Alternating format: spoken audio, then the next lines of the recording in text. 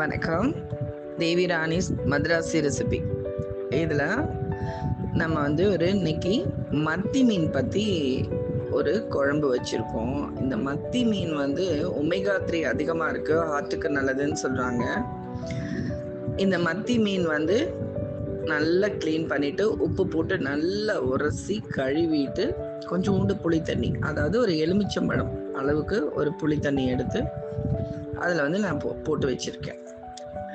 அதோடு என்ன பண்ணி வச்சுருக்கேன் அப்படின்னா, ஒரு தக்காளியை ரசத்துக்கு கரைப்போம் இல்லையா, அது மாதிரி நல்லா மையாக கரைச்சி வச்சுட்டேன். 2 தக்காளி, 2 பெரிய வெங்காயம், சின்ன வெங்காயம் ஒரு 4-5 போட்டு வச்சுருக்கேன். ஒரு குட்டி பீஸ் அதுக்குள்ளே கிடக்கு, ஒரு குட்டி பீஸ் தேங்காய் கிடக்கு. தேங்காய் போடலனாலும் பரவாயில்ல, சூப்பராக இருக்கும். இப்போ இது எல்லாத்தையும் நம்ம என்ன செய்யணும்னா, நல்ல மிக்சியில் நைஸாக அரைச்சி வச்சுக்கணும். அதுக்கப்புறம் தாளிக்கிறதுக்கு சின்ன வெங்காயத்தை நறுக்கி வச்சுருக்கேன். கசூரி மேத்தி, அதான் கசூரி மேத்தின்னு கேட்டால் தான் கடையில் கொடுக்குறாங்க. ஆனால் இது வெந்தயக்கீரை, காஞ்ச வெந்தயக்கீரை, பச்சை மிளகா, தக்காளி, கருவேப்பிலை, இது எல்லாத்தையும் ஒரு தட்டில் தாளிக்கிறதுக்கு எடுத்து வச்சுருக்கேன். இப்போ மண் பாத்திரத்தில் நல்லெண்ணெய் 4 ஸ்பூன் ஊற்றிருக்கேன். ஏன்னா மீன் குழம்பு, புளிக்குழம்பு, காரக்குழம்பு, கருவாட்டு குழம்பு, இது எல்லாத்துக்குமே நல்லெண்ணெய் ஊற்றினா தான் சூப்பராக இருக்கும். அதனால் நல்ல சிக்கன ஆட்டின நல்லெண்ணெய் எடுத்து ஒரு 4 ஸ்பூன் போட்டுட்டு அதில் வெந்தயம் போடணும். நான் இதில் கடுகோ மற்ற எந்த ஐட்டமும் போடல, வெறும் வெந்தயம் மட்டும் போட்டிருக்கேன். மண் பாத்திரம் கொஞ்சம் காஞ்சிருக்கணும், கொஞ்சம் ஹெவியாக இருக்கிறதுனால அது காய கொஞ்சம் நேரம் இருக்குது.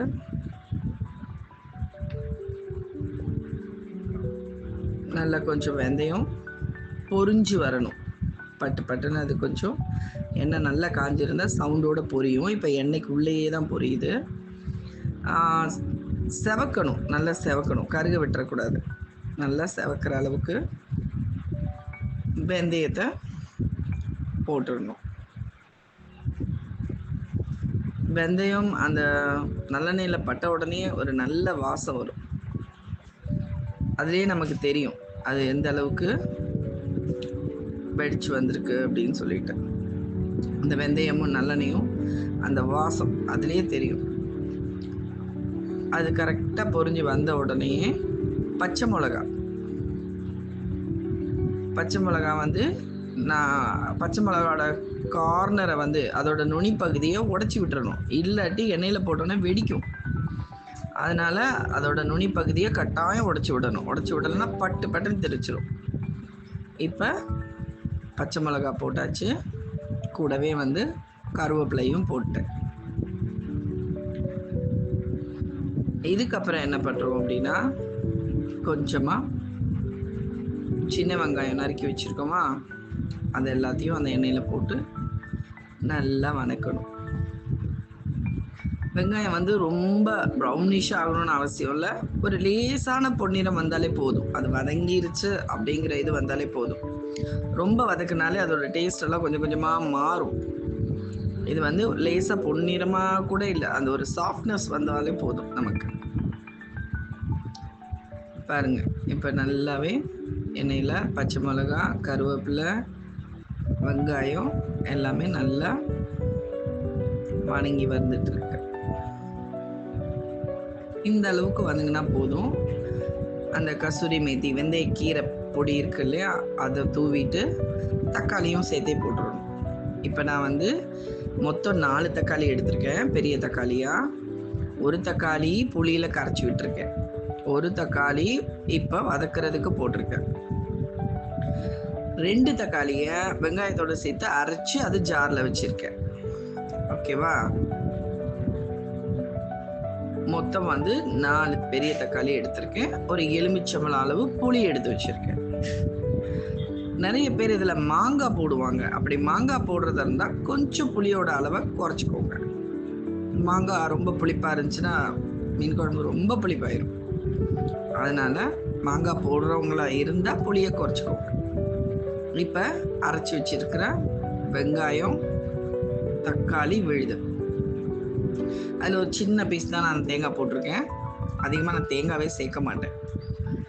இப்போ வந்து இந்த விழுதை இப்போ அந்த தக்காளி வந்து ஃபுல்லாக மசிஞ்சு நசுங்கி ரொம்ப இதான உடனே போடக்கூடாது. அரை வேக்காடு, அதாவது வெந்துருச்சுங்கிற பக்குவம் வரும்போதே, அந்த வதங்கின தக்காளி வெந்துருச்சுங்கிற பக்குவம் வரும்போதே இந்த பேஸ்ட்டை போட்டுடணும். ஏன்னா கொஞ்சம் அதில் வந்து தக்காளி சமைச்சதுக்கு அப்புறம், குழம்பு முடிஞ்சதுக்கு அப்புறமா அதில் தக்காளி தெரியும். அது ஒரு ஃப்ளேவர் நல்லாயிருக்கும். அதோட வாசம், அந்த தக்காளி அப்படி நறுக்கி போட்ட தக்காளி அப்படி அதில் கொஞ்சம் தெரியும் குழம்புல. அது ஒரு டேஸ்ட் கொடுக்கும். இப்போ இது எல்லாமே நம்ம தக்காளி வெங்காயம் எல்லாமே என்ன பண்ணியிருக்கோம், பச்சையாக தான் அரைச்சிருக்கோம், வதக்கிலாம் அரைக்கல. அதனால அந்த பச்சை வாசம் போகிற வரைக்கும் கொஞ்சம் நல்லா வதக்கி விடணும். அதுக்கப்புறம் நமக்கு தேவையான அளவு கல்லுப்பு போட்டாச்சு. இது வந்து அளவுலாம் சொல்ல முடியாது உப்பு. ஏன்னா ஒரு சிலர் அரை உப்பு சாப்பிட்றவங்க இருக்காங்க, நிறைய உப்பு சாப்பிட்றவங்களும் இருக்காங்க. அதனால் தேவையான அளவு உப்பு, உங்களுக்கு எவ்வளோ தேவை அப்படிங்கிறத பொறுத்து உப்பு காரம் இது வந்து நீங்கள் தேவையான அளவு போட்டுக்கோங்க. இப்போ அந்த புளி தண்ணியில் போட்ட அந்த மீனெல்லாம் எடுத்து தனியாக ஒரு பிளேட்டில் வச்சிடணும்.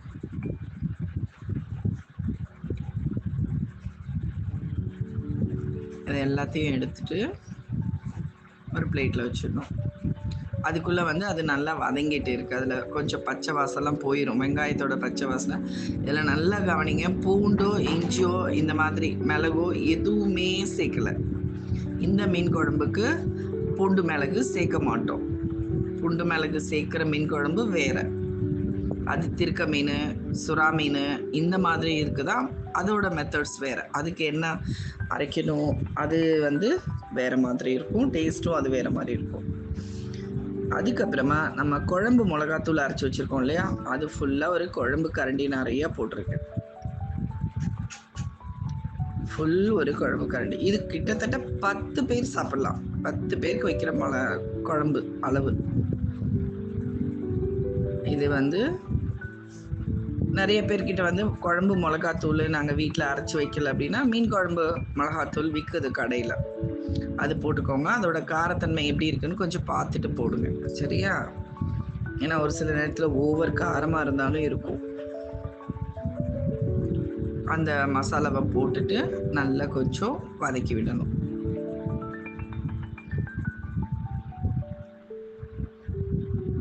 ஏன்னா அந்த மிளகாத்தூளோட பச்சை தன்மையும் கொஞ்சம் போகணும்.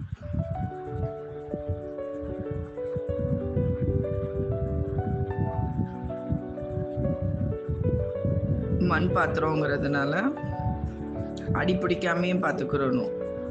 கொஞ்சம் ஏமாந்தா அடி பிடிச்சிரும். அப்புறம் இந்த புளி தண்ணி கரைச்சி வச்சுருக்கோம் இல்லையா, அதில் ஒரு தக்காளியோட சேர்த்து தான் கரைச்சி வச்சுருக்கோம். அதையும் எடுத்து இதில் ஊற்றிட்டு, உங்களுக்கு அந்த கட்டித்தன்மை எவ்வளோ வேணும் உங்களுக்கே தெரியும். ஒரு சிலருக்கு ரொம்ப தண்ணி மீன் குழம்பா இருக்கும், கூட கொஞ்சம் தண்ணி ஊற்றுவாங்க. நமக்கு இந்த அளவுக்கு கிரேவி இருந்தால் போதும்.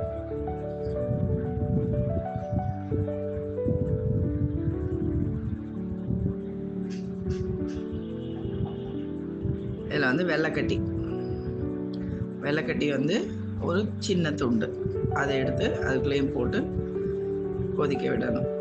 நல்லா கொஞ்சம் கொதிச்சு வரும். கொதிச்சு வந்துட்டு அந்த பச்சை வாசனை எல்லாம் போயிடும். மசாலா வாசனை, வெங்காயம் தக்காளி இதோட பச்சை வாசனை எல்லாம் போன உடனே நம்ம மீனை எடுத்து எங்கெங்கே கொதி விழுகுதோ அங்கெல்லாம் அந்த மீன் பீஸை எடுத்து போட ஆரம்பிச்சிடணும். இப்போ மீன் எல்லாத்தையும் போட்டாச்சு. மீன் போட்டு அப்போ உடனே குறைக்கக்கூடாது, சிம்மில் போடக்கூடாது. மீன் போட்டு நல்ல ஒரு கொதி வர்ற வரைக்கும் ஸ்டவ்வை வந்து கொஞ்சம் ஃபுல்லுலேயே வச்சுருக்கணும். நல்லா கொதிக்க ஆரம்பிக்கும் போது டக்குன்னு என்ன பண்ணணும், சிம்மில் போட்டுடணும். இல்லாட்டி மீன் பீஸாக நொறுங்கி குழம்புல கரைஞ்சி ஓடிடும். மீன் எங்கே இருக்குன்னு அப்புறம் தெரியாது, கண்டுபிடிக்கணும்.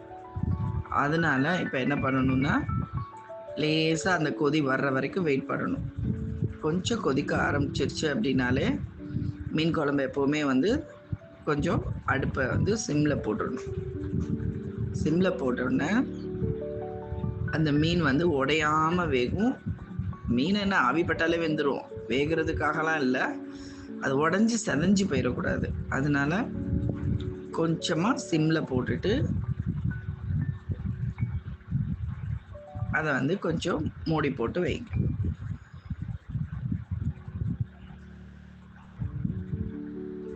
எப்போ அதை வந்து நம்ம எடுக்கணும் அப்படின்னா, மேலாப்பில் அப்படியே எண்ணெய் பதம் வந்துடும். அது எவ்வளோ எண்ணெய் ஊற்றுறமோ அவ்வளோ எண்ணெயும் அப்படியே மேலே வந்துடும். ஏடு மாதிரி வந்து நிற்கும்.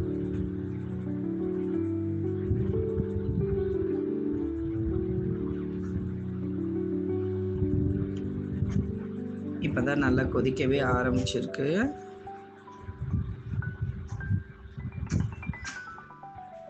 கொதிக்க ஆரம்பிச்சோடனே அப்படி கொதிக்க ஆரம்பிச்சோடனே கொஞ்சம் சிம்ல அடுப்பை கொஞ்சம் கம்மி பண்ணிடணும். அடுப்பை கொஞ்சம் குறைச்சிட்டு, இந்த மீனாவது கொஞ்சம் தாக்கு பிடிக்கும். சங்கரா மீன் எல்லாம் பார்த்தீங்கன்னா குழம்புல முள்ளு தனியாக மீன் தனியாக போயிடும். அந்த ரெட் கலரில் ஒரு மீன் இருக்கும், பார்த்துருக்கீங்களா? அதுக்கு பேர் சங்கரா மீனுன்னு சொல்லுவாங்க. அதெல்லாம் ஒன்றுமே இல்லாமல் போயிடும். தேடணும்னா மீனே காணாமல் போயிடும், கரைஞ்சு ஓடிடும்.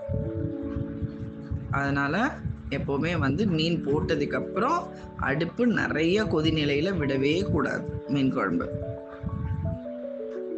அந்த எண்ணெய்லாம் மேலாப்பில் கக்கி வந்ததுக்கப்புறம் நம்ம திரும்ப கஸ்தூரி மேத்தி, அந்த வெந்தயக்கீரை இருக்கு இல்லையா, அதை வந்து கொஞ்சமாக தூவி விடணும். தூவி விட்டுட்டு 2 ஸ்பூன் நல்லெண்ணெய், பச்சையாக இருக்கிற நல்லெண்ணெய் 2 ஸ்பூன் ஊற்றிட்டு ஸ்டவ் அமர்த்திட்டு மூடியை போட்டுடணும். மூடி போட்டதுக்கு அப்புறமும் இது மண் பாத்திரம் இல்லையா, அந்த ஹீட்டுக்கு கொதிச்சுட்டே தான் இருக்கும். நம்ம ரொம்ப வத்துற வரைக்கும் விட்டோம்னா அது சப்ஜி காய் மாதிரி ஆயிரும். இப்போ இந்த நிலையில நம்ம அதை மூடிட்டோம் அப்படின்னா இந்த கொதிநிலையிலேயும் கொஞ்சம் வத்தி முடிச்சுட்டு மீன் குழம்பு இந்த அளவுக்கு வந்துருச்சு. இப்போ வந்து நாங்கள் சிவன் சம்பா ட்ரெடிஷ்னல் ரைஸ், நம்ம பாரம்பரிய அரிசி வகையில் சிவன் சம்பான்னு ஒரு அரிசி இதை வடிச்சிருக்கேன். அதில் மீன் குழம்பை ஊற்றிருக்கேன். நிறைய பேர் வந்து நார்த் சைட்லாம் பார்த்தீங்கன்னா மீனை வந்து பொரிச்சு போடுவாங்க மீன் குழம்புல. நமக்குலாம் இங்கே பச்சையை போட்டு தானே பழக்கம். பொரிச்சு போட்டு குழம்பு வைக்கிறவங்களும் வைக்கலாம். அப்படியே அந்த மீன் குழம்பு சாதம் அப்படியே கொதிக்குது. மீன் குழம்பு அதை விட சுடுது. அடேங்க அப்பா, கமன்னு மணக்குது. நிச்சயமா நீங்க ட்ரை பண்ணி பாருங்க, கட்டாயம் சொல்லுவீங்க. இதே மெத்தட்ல நீங்க செஞ்சீங்கன்னா மீன் குழம்பு சூப்பரா இருக்குன்னு சொல்லுவீங்க. சூப்பரா இருக்கு, சாப்பிட்டு பாருங்க. எனக்கு ரொம்ப பிடிச்சிருக்கு. எங்க வீட்டுல இப்படிதான் நாங்க மீன் குழம்பு வைப்போம். ஒவ்வொரு மீனும் ஒவ்வொரு விதமா வைப்போம். அதனால அடுத்தடுத்து வேற எந்த மீன் குழம்பு, திருக்க மீன் குழம்பு, சுறா மீன் குழம்புலாம் ஒரே மாதிரி இருக்கும். அதெல்லாம் பூண்டு மிளகு இதெல்லாம் அரைச்சி ஊற்றுவோம். இதில் அதெல்லாம் கிடையாது. இஞ்சியோ பூண்டோ மிளகோ எதுவுமே அரைச்சி ஊற்றலை. அதனால இந்த மெத்தடில் மீன் குழம்பு வச்சு பாருங்க, ரொம்ப சூப்பராக இருக்கும். வாழ்க வளமுடன்.